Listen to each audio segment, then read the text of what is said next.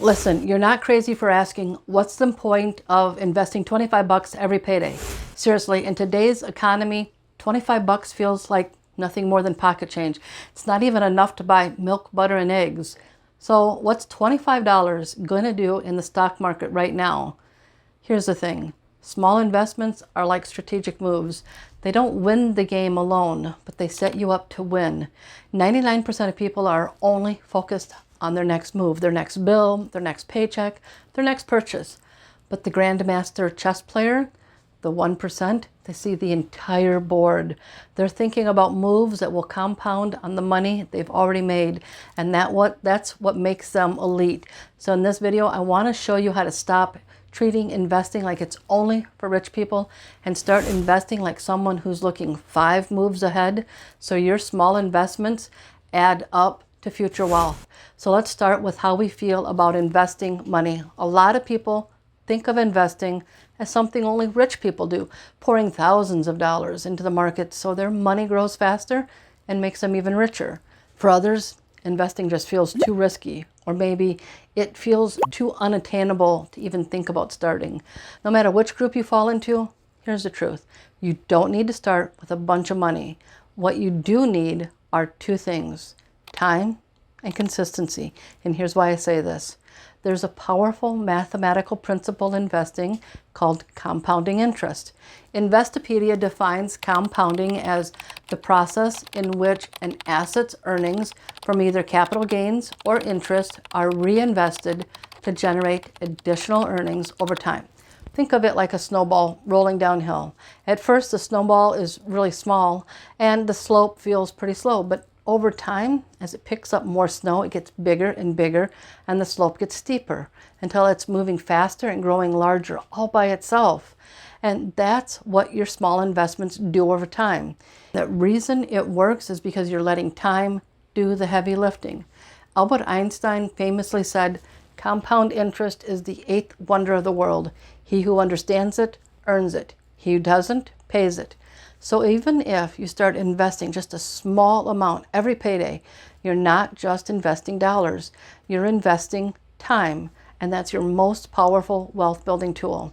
But it's always better to be on the side that earns from time and compounding than on the side that pays because they didn't understand it or never put it to work. Let me show you exactly how those small amounts can add up over time using just a simple online tool. We're going to use the investment calculator on NerdWallet. This is a free tool anyone can access, and it helps you understand how your money could grow over time. So before we go over to look at this calculator, I want to pause for a moment and remind you of one important thing. Anytime that you invest money, whether it's in CDs, treasury bills, a brokerage account, or any other type of investment, there's always some level of risk involved. Returns are never guaranteed, and markets can go up or down. So before you invest, make sure you fully understand the risks and are comfortable with them. Only invest money you can afford to set aside, and always align your choices with your financial goals and risk tolerance. With any investment, there's always a chance you could lose the money you invested. And I want to be clear, I am not a financial advisor. The information I'm sharing is based on personal experience and general knowledge. It's meant to inform, it's meant to inspire, but not serve as like personal financial advice. If you have detailed questions or want guidance specific to your situation, you might want to consult a licensed financial professional.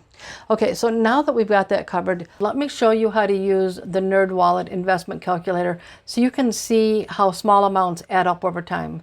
Let's break down the parts of the calculator. First is the initial investment. This is the starting amount that you plan to put in. And for this example, let's say you get paid twice a month and you invest $50 each time. It's about $600 per year. So we're going to leave that at $50. On its own, $600 might not sound like that much. It's probably less than what you spend on coffee or just eating out in a year. Next is the years of investment growth. This is how long you leave the money invested. And we're going to run this for 10 years to start with. Next is the estimated rate of return. This is the average return, annual return that you expect. And we're going to use 7% here, which is a common long-term average for the stock market. And next is the compound frequency. And this determines how often the returns are added back in. Here, we're going to use annual compounding. And next, there's the last box, which is recurring investments. And this is how much you plan to add regularly. Since you're adding $50 every payday, we're going to put it at $100 a month. Now let's take a look at our results. After 10 years, that $50 starting amount combined with $100 a month in recurring investments at a 7% growth return grows to a balance of $17,203.53. And if you look at this chart, you'll see two parts. The blue arrow shows the money you personally put in over time, which is the principal. And that is $12,050. The green area shows the money that comes from investment growth, which is $5,153.53. That's the magic of compounding. Now, let's look at where this gets interesting. If we change this to 20 years instead, your balance now grows to $50,947.12. And let's look at the principal. So the amount you invested over that 20 years is $24,050. And your investment return, the growth, is $26,897.12. And look what happens if we switch this to 30 years. You see how much wider that gap is from the principal, the amount you invested versus the growth or the return that you see. Your investment of just $100 a month over 30 years is $36,050. That's the amount that you invested. But your return, the amount of growth from that $100 a month over 30 years, that's $81,275.87. Now, there might be some of you that are stuck living in the trap of paycheck to paycheck, and you might want to get started, but you don't feel comfortable with $100 a month commitment. So since we're talking about investing small amounts in this video, let's just drop this down to $50 a month. So that's just $25 a payday, or if you get paid once a week, $12.50. Now, does that feel attainable? So our initial investment is going to be what you would get in one payday. So we'll drop that down to $25. And we'll do 10 years to start with. And we'll leave the rate and the frequency the same. And so then we switched the amount of recurring investments is $50 a month. So our initial investment of $25 initially and $50 every month, in 10 years, the amount that you invest is $6,025. Your growth is $2,576.77 for a total of $8,601.77. So let's take a look at what happens if we bump this up to 20 years. We get $12,025 for your investment. $13,448.56 is your return, the growth. Again, double like with the higher amount. And $25,473.56 is your total. And over 30 years, just take a look at this.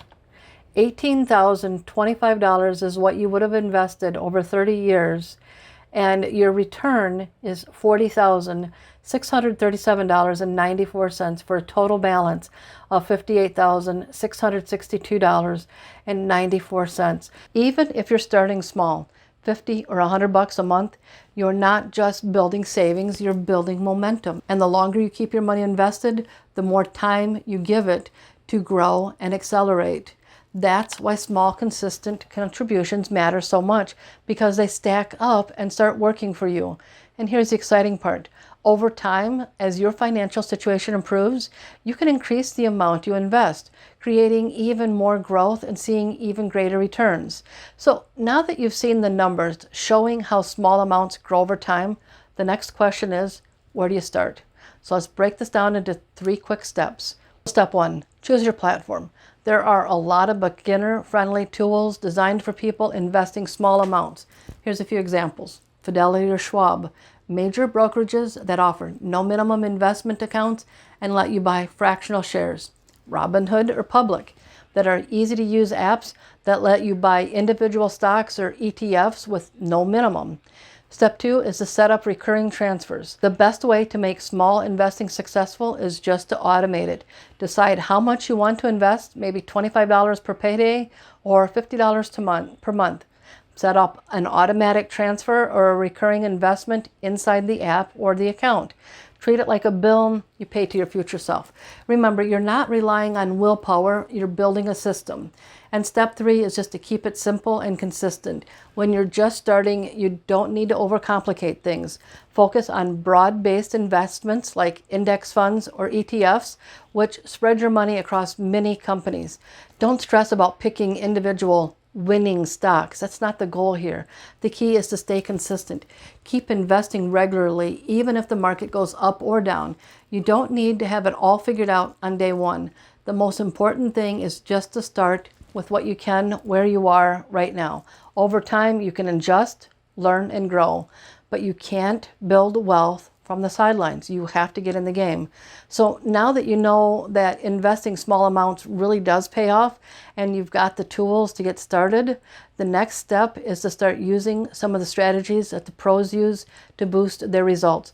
Check out this video next.